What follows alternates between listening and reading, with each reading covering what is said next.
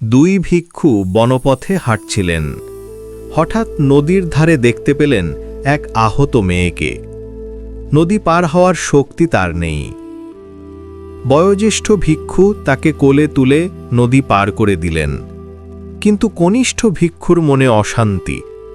ভিক্ষুরা তো নারীর ছোঁয়া এড়িয়ে চলে। অনেকক্ষণ পর সে আর চেপে রাখতে পারল না। রুষ্টস্বরে জিজ্ঞেস করল, আপনি তাকে কেন স্পর্শ করলেন?